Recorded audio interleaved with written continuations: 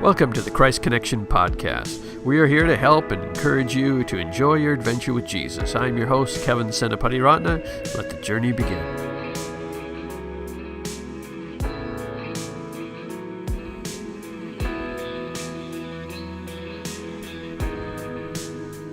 Welcome to episode 21 of the Christ Connection Podcast. My name is Kevin Senapati-Ratna, and I think you're going to like this one. My guest today is President Scott Hagan of North Central University. Now, North Central is the college that I went to back in the day, so on a personal level, this was a lot of fun. You get to sit down with President Hagan, or El Presidente.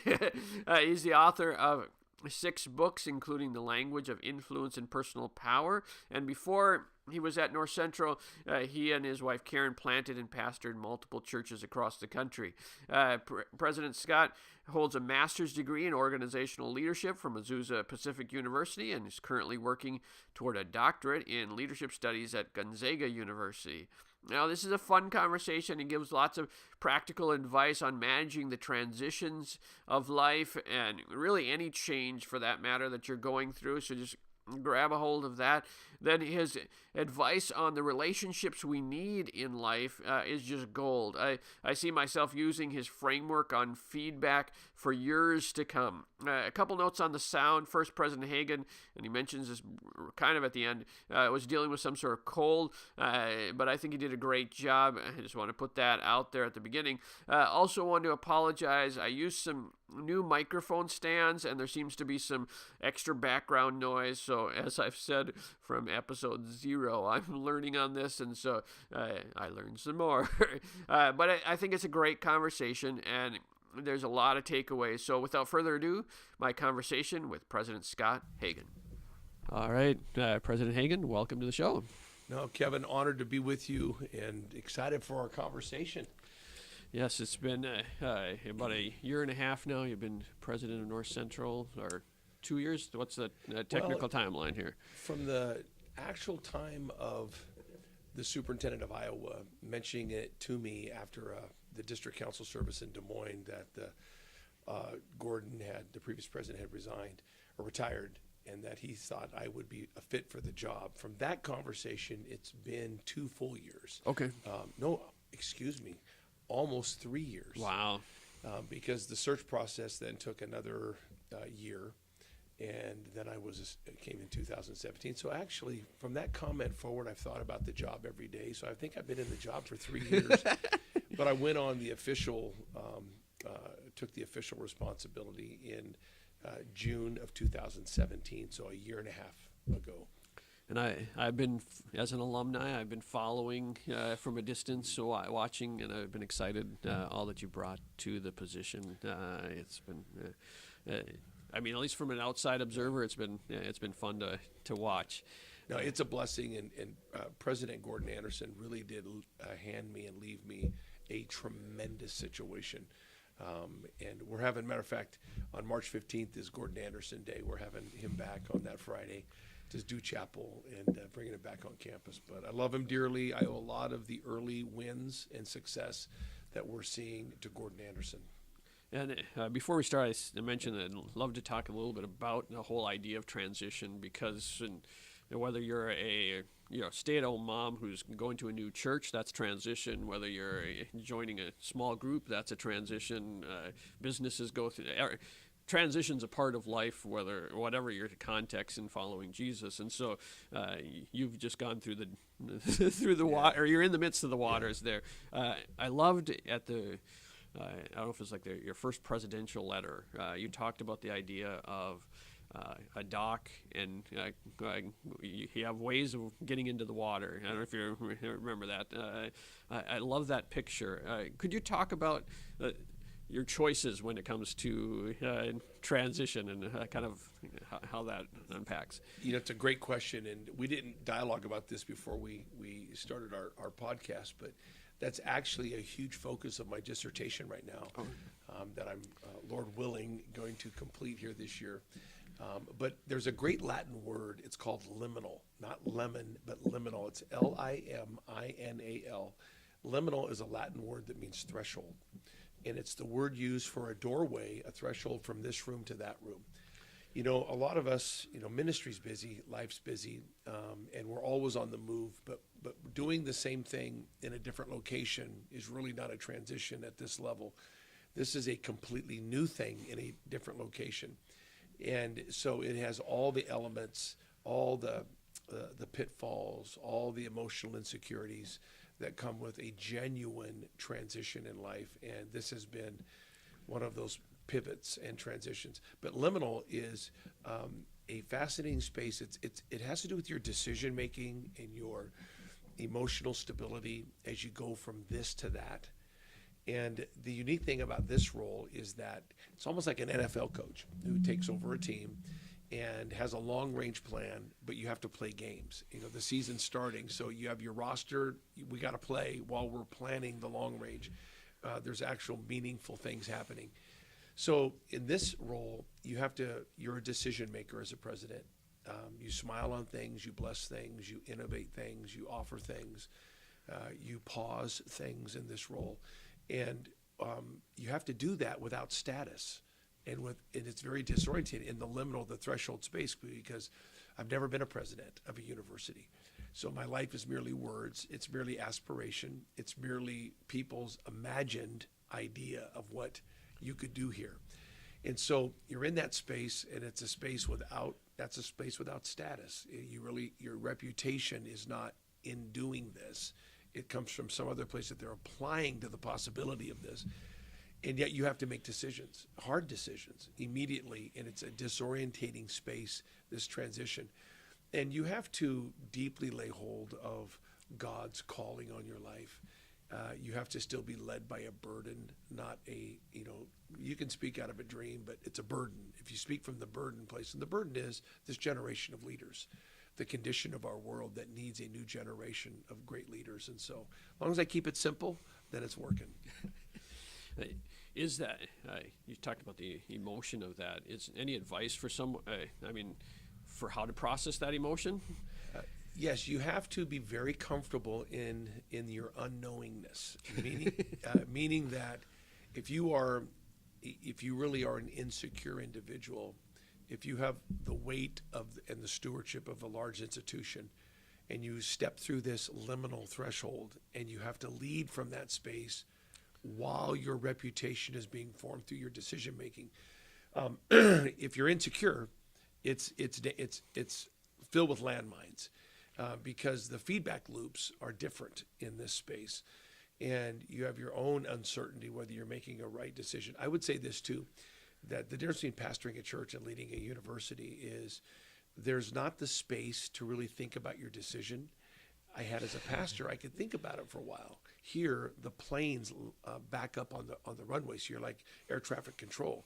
So now you're making personnel decisions, budget decisions, philosophical a call, a decision, and you're making it much faster. So you're not certain you're making the right decision because your normal pattern of reflection has been disrupted. And so where I would get counsel, I would maybe bounce it off a few more people, see how they reacted to it. All that informed my decision. Now you're just making faster decisions. Is that just a skill set then? That you just have to get used to?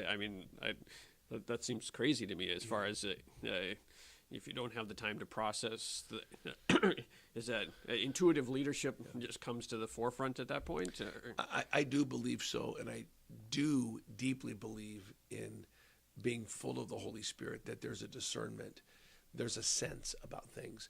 But yes, I think it is a skill set that you learn over time. It's a marriage of the intuitive as well as being able to quickly gather your experiences, your previous settings, because you bring a wealth, almost 4 decades of experiences of problem solving, people, personalities, decisions between this or that.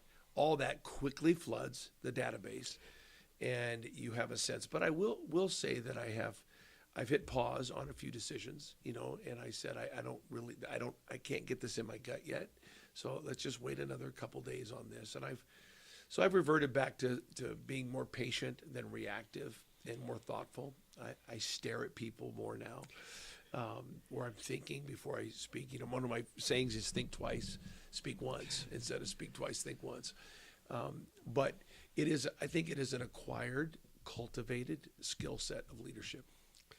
And you, I haven't mentioned up to this point your latest book, The Language of Influence and Personal Power. It's all great quotes throughout there. And I don't know if this particular one, I just heard you say it, and I actually send it to myself on a regular basis.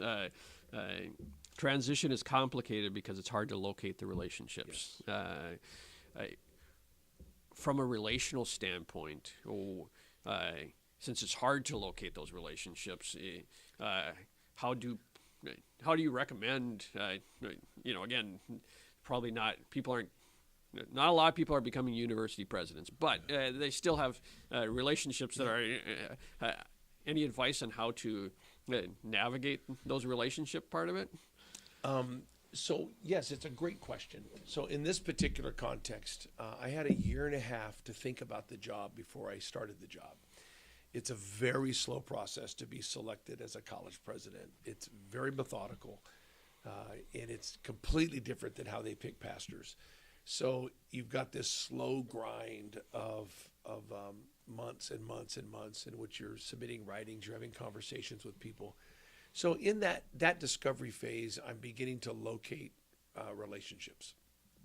What do I mean by that?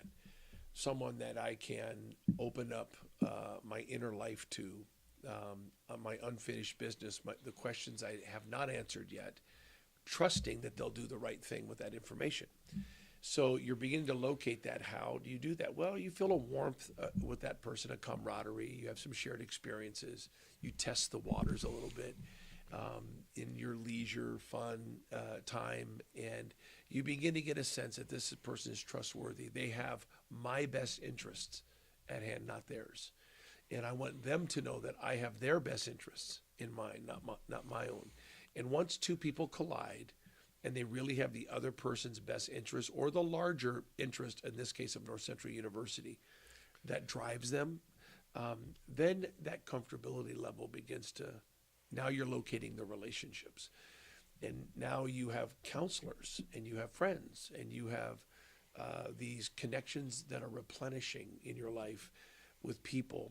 Those are the relationships you're trying to locate. Transition's tough. That liminal threshold is tough because when you're disorientated and you're without status in that quick space, you don't know who to talk to.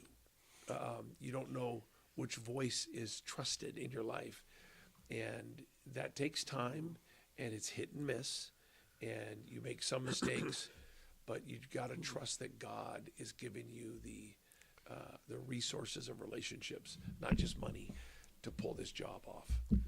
Well, that's, I suppose, the favor of the Lord. You're leaning into that as you're in any situation of relationship. There has to be that place of resting in God and knowing that He, because otherwise, using again your analogy, you jumped off the dock rather than walked in on the side and slowly acclimatize yourself. So, with that in mind, any recent transition lessons? I mean, now 2.5, 3 years in, and you said I don't know if it was before we hit record, but you're kind of in the halfway point. Is there lessons that kind of come over time? You're still in the water, but it's a great question, and I think fundamentally is don't draw conclusions too quickly about people or situations just to prove that you're a leader. You have to resist the temptation just to create decisions that you're making to show you're strong or that you can, that you're able. And it's impossible to be fully informed about that person's, the chemistry, the connection I have with that person. Do they have the goods? Do they carry a lot of trauma inside of them, organizational trauma, that they're not going to be able to free themselves of, and they're just going to always carry that residue. So I always want to give people a chance to grow into the new season with me.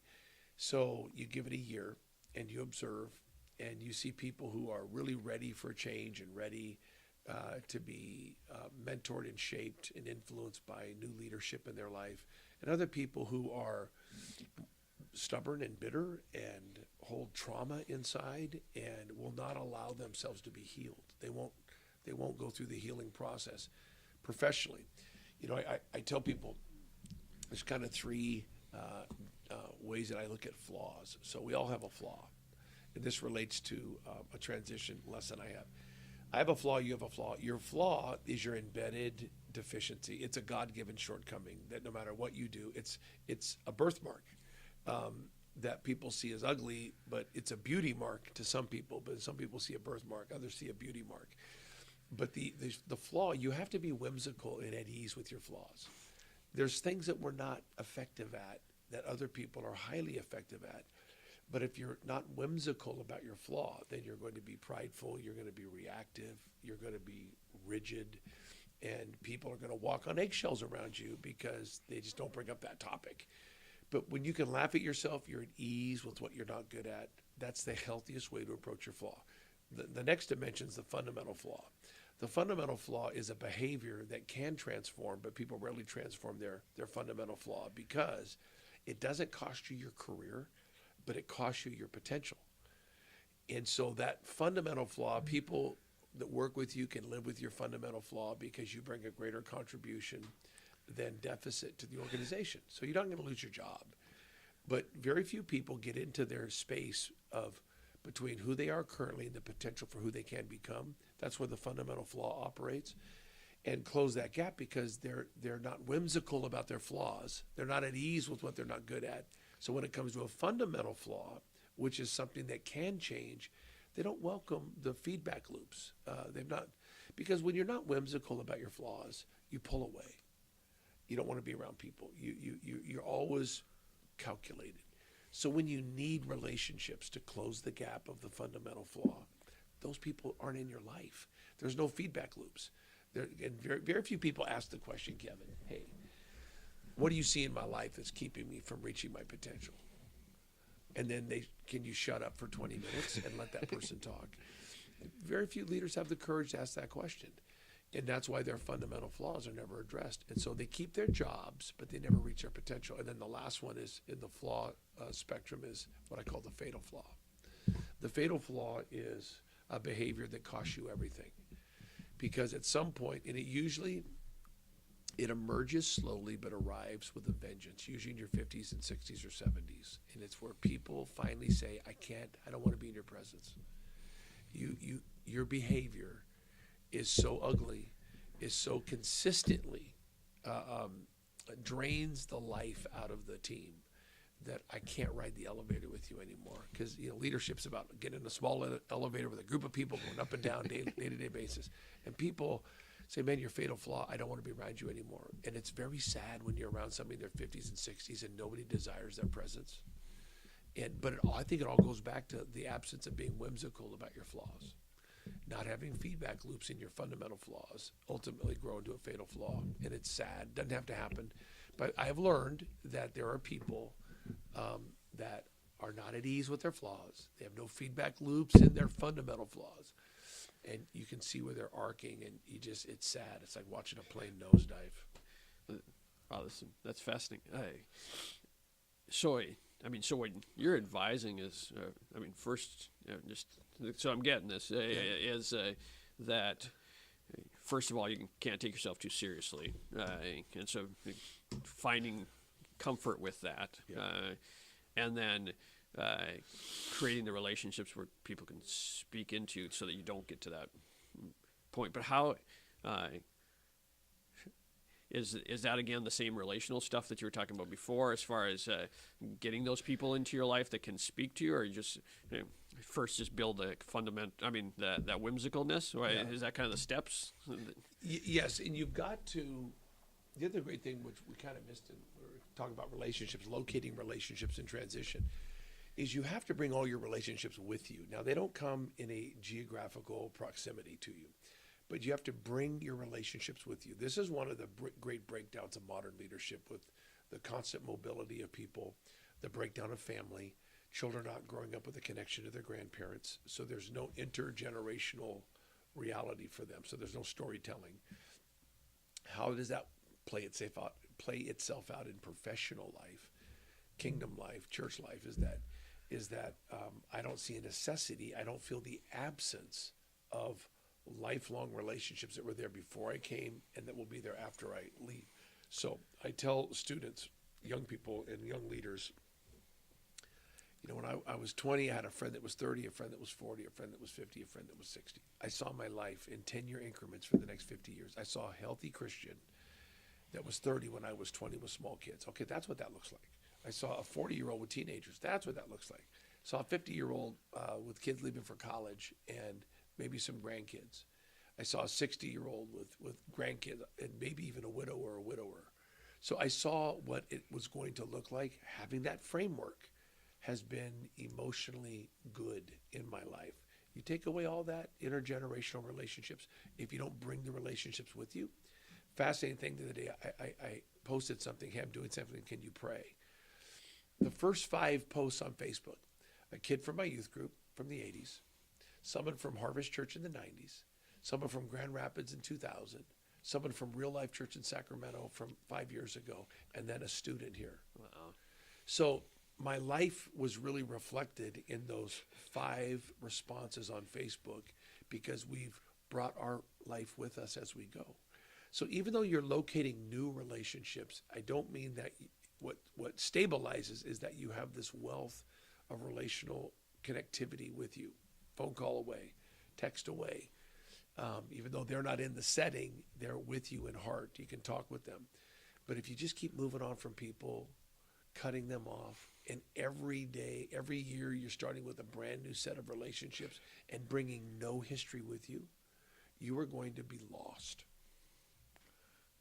Were you and I think I've heard you speak on this, but were you intentional about having those generations, or did that just kind of happen and now you're reflecting on it and saying that was a good thing in my life? Yes. I was not intentional. But what I was open. I established them. I was not resistant to them. I didn't understand them until I'm in my reflective consciousness space, looking back at my life, saying, wow, that was a lifesaver. That was a game changer. I see that now. Now I can actually, because all teaching is you spot a pattern, a phenomenon, and then you identify that pattern, and then you go back and you explain it in simple language, and you can teach the pattern. So now I didn't know it was going on when it was happening, but I was open to older people in my life. That's why it did happen, even though that's the intentionality I had. So I mean, would you recommend, now looking back teaching it, would you recommend, is it kind of create a framework for yourself saying, I need to be open to relationships like that, or be more intentional and Yes. kind of go Yes, be more intentional. It's like, you learn about health and, eating. And, back in the 70s, I remember being a kid, nobody cared about their health. And then in the 80s it started. So now you understand it more. Now you teach it. You need to care about your health. And I think that for me, those early relationships, seeing the future through others in a healthy way, and then bringing my relationships with me even into my new thresholds of opportunity. So, my kids in my youth group from the 80s are so excited I became president of this university.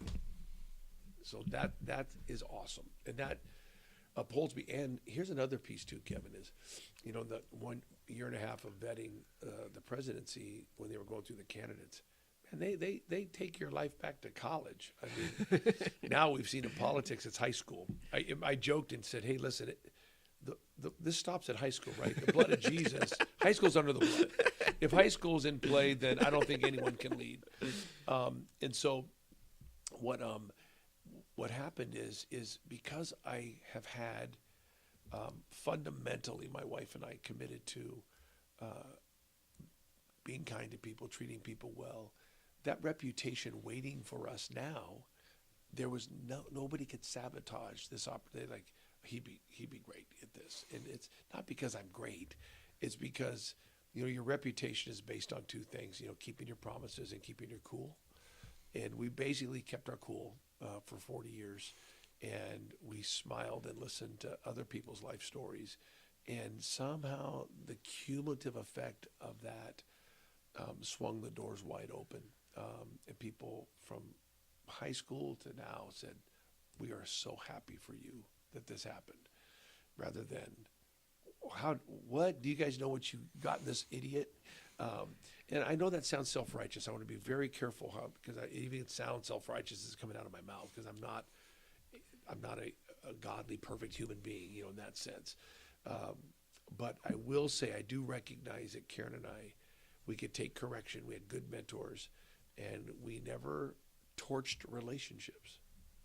And man, in your 50s, the convergence of that goodwill, I wish I could explain it to younger leaders. Well, I love that, a cumulative effect of life, that there's kind of things that you don't realize make an impact 20 years from now. But kind of flipping that a little bit, since you've gotten here, again, as an alumni, just watching from the distance, there's an energy. Now, this is not taking away from Dr. Anderson. I love Dr. Anderson, but there's you've brought in an energy to the whole life. Well, again, from the outside, it looks like there's a new level of energy. Was that an intentional, or is that just kind of your personality? That's who you are, and so it just kind of spread around? I think probably at this stage, in your 50s, it's impossible to fake that. That either is your life message, your life story, your capacity, your competency. It's not coming from a meeting like, hey, let's be intentional. We got to raise the energy levels here. No, that just comes from pure excitement over the job, the school, the students, the city, the mission, the history, the potential, all of it. It just comes from a genuine place, and people pick up on it, and they lean toward that. Now you have to deliver. You can't sabotage that with stupid decisions, and you still have to raise money. You have to balance the budget. You have to have enrollment growth. So there's systems that have got to be effective. So yeah, you get a little bit of time just to high five and hug everybody and say it's going to be great. That's part of the liminal space, the disorientation without status. And then as you begin to produce academic results, maintaining an excellent, sophisticated university system, that the degree matters, whether you are going to General Mills or whether you're going to launch the Live Dead movement, So this degree, the type of student that comes here has to have a sophistication of leadership for this day and age that is real. You can't just have them come and then word out there is these graduates are just missing the mark. And that's certainly not the case of NCU. They've watered the earth with great leaders. But no, it's a genuine excitement inside my heart for this moment in life. I may get the phrase wrong, but I've heard you on multiple occasions talk about strong biblical scholarship and a kind of a flaming Pentecostal. Yeah. That's one of the things I think you're bringing to the table. Can you talk about kind of what you envision that looking like? The phrase is scholarship and fire. That if you ask students, if you ask teachers, alumni, I want them to be able to, from the heart, say what's NCU, what makes it special. It's the premier downtown university of scholarship and fire for Christian schools, and so.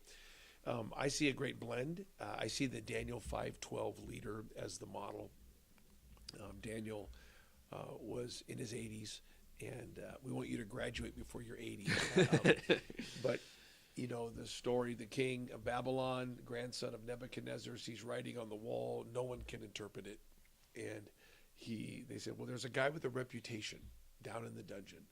Let's go grab that old guy. And literally, Daniel had not been heard from in 20 years. Pull him out of the dungeon. That reputation was still robust 20 years after he had last been evident in Babylon. People don't know he was 80 when this happened. Daniel was in his 80s when he was thrown in the lion's den. It's not a teenage story. Now there's lots of teenage, but people lose sight of the chronology of the book of Daniel. And so he says he has a keen mind. he has a reputation for a keen mind. He can interpret dreams, explain riddles, and solve difficult problems.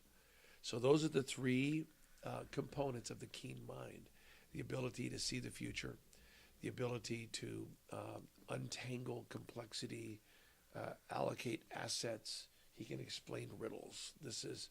And then solving difficult problems was bringing civility between adversaries. He can solve problems between people.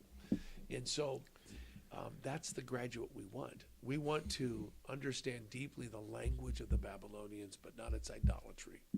So we have a comprehensive school with our arts and sciences and with education and sports management, and then of course our bread and butter of ministry and worship and missions. But all of those are the same to me in the sense that all of these leaders are being raised up to be Daniel 5:12 leaders in this culture, and whether it's in banking or church planting, and I think it can be done. And I think we're seeing that beautiful incubator here. We want every student to know how to share their faith on a daily basis, have a love for the local church, and a love for building a great family, as well as they're becoming the top in their field. I guess I have to ask this just because it's not necessarily in the notes, but because you're talking about that, is there something you're super excited about kind of just around the corner for North Central, what God's doing? Yes. I mean, we've gone through two things. Is I really feel one of the reasons I'm here is to get the buildings right for the next 100 years. So right now the theme is the decade ahead. And it is really the next 10 years will determine the next 100 years of the university. And my heart is to get these buildings correct. Some of the buildings are not adequate for the next century. And so some may be standing. And so we've gone through a methodical master facility planning process this last year, very detailed, with DLR, a top company. And they have given us a wonderful idea of how the university campus can emerge, what is sustainable, what's not sustainable, and how to transform this into the premier downtown Christian university in the United States. And so I want to get those facilities right. And then we have some new exciting programs we're launching into the biological sciences, which is a huge step. And into a lot of, and with that, developing a stronger degree program into the medical field. We have, our relationship with Hennepin County Hospital, with the Mayo Clinic. Of course, Minneapolis is a great business center, and it's a great medical city. And so we want our university, since it's situated here, to be effective at raising up spirit-filled Daniel 5:12 leaders in medicine, business, of course, pastoring. I tell people, some of you in this room are gonna plant the church, and some of you are gonna build it. And so I want you to go out of here and make tens of millions of dollars, and then give back to your alma mater for the rest of your life, and go win the world in northern Iraq for Christ. And so it's a phenomenal place. It's a phenomenal opportunity, second to none, I think, in the country. There's more equity here as far as unrealized in this wonderfully realized university that has been here for nearly 90 years. I'm only the 7th president in 90 years. That's a shocking stat, that alone. So, but very excited about that. And then also our cohorts, our online learning is taking off by leaps and bounds. So being able to deliver affordable, accessible, the DNA of North Central anywhere in the world. So, well, I'm personally excited about what's ahead for North Central. Just a couple more questions to keep you on, and got to get you to chapel, yeah. I'm sure, at some point. One of the things you've talk about a lot, or that I've in my research preparation for this, you have this, and you don't have to do the teaching of the two tribes of Israel and the combination of adventure and stability, and I just love that. I've meditated on that quite a bit.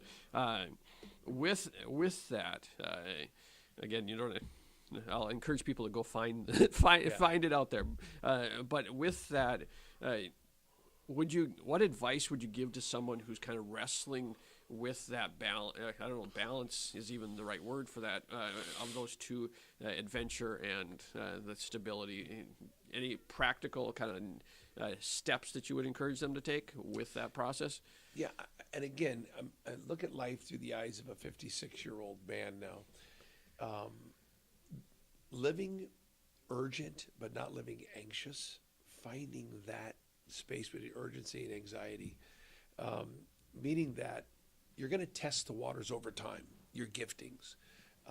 You're going to discover the value in the mutuality of other leaders that bring this complementarian role into your life. So let's say you're an adventurous person, but you need more discipline. You need more cadence, more predictability in your life.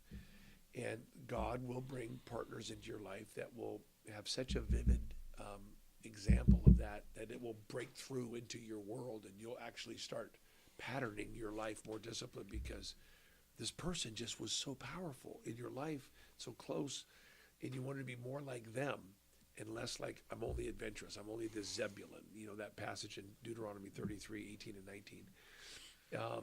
But it takes, no one person can just sit in a room and develop balance. You're not going to walk into a room by yourself and become a balanced person. You're going to only develop balance by your constant interaction with other people and seeing successful people do life that love the Lord, full of the Holy Spirit, and you model your life after them because you understand what's tipping internally inside you.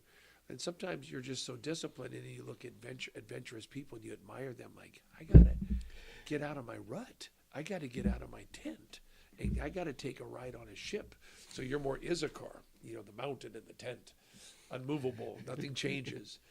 And this guy's like out on the high seas, and he's on a ship, and like, man, how do you do that?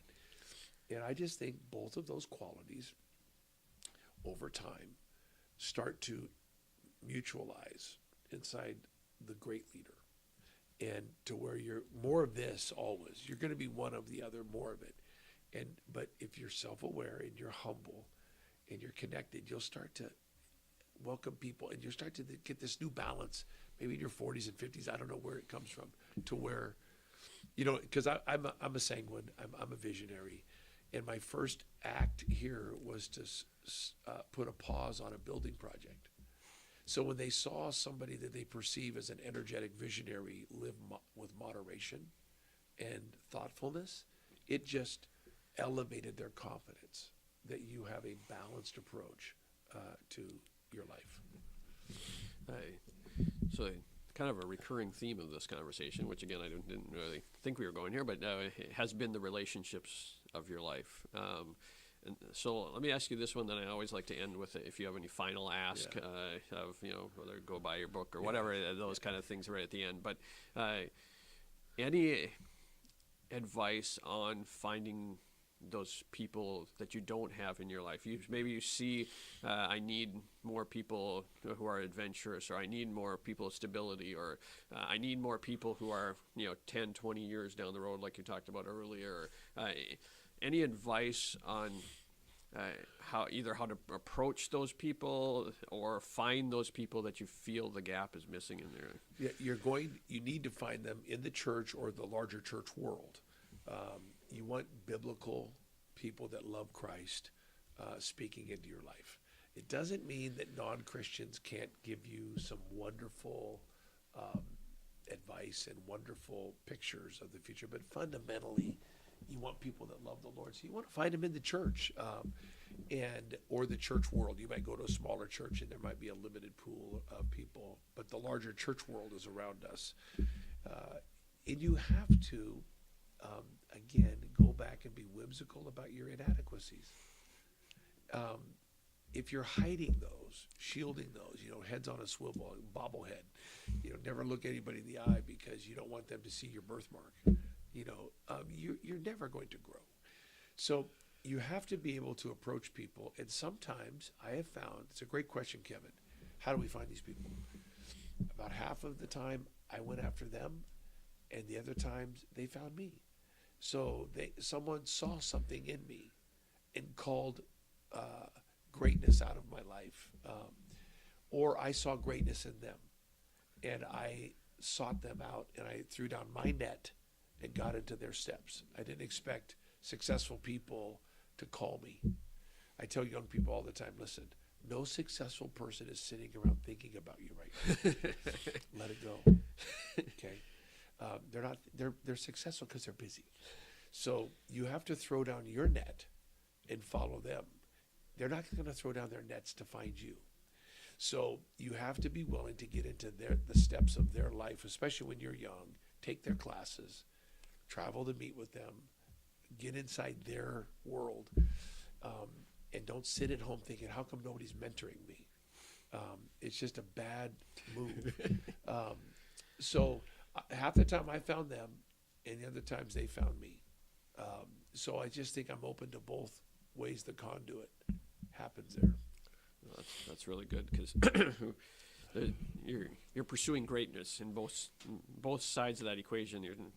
They're pursuing the greatness in you, so you have to work on yourself and keep developing yourself so that people see something there. And then the other side is putting out, like you said, putting out your net. So before we wrap up, is there any final asks, or again, the book is Language of Influence and Personal Power, and I think it's a very helpful resource. It's fingertip leadership. I don't want to feed the beast with pop culture leadership pablum or just simple little things. It's really born out of my whole life of leadership, and I've always enjoyed talking in short bullet points. It's just been natural to me long before Twitter and social media. That is kind of how I've always talked. And so it's a lot of companies, people are using it for personal leadership. The book is doing very well. FedEx stores just picked it up for all their stores around the country. It's going into all the Walmarts, all the Targets, but it's doing very well, and it's under a title of a corporate gift book. So companies are getting them to give to employees as gifts. But I think you'll find it as a great leadership tool. Language of Influence and Personal Power. It's by Kensington Press, and so, yeah. Very good.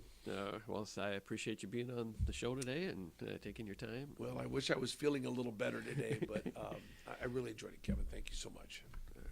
Well, there you have it. I hope you enjoyed that conversation with President Hagan. And let me just, before you jump off today, let me encourage you with something. I listen to a lot of podcasts myself just because that's what I enjoy.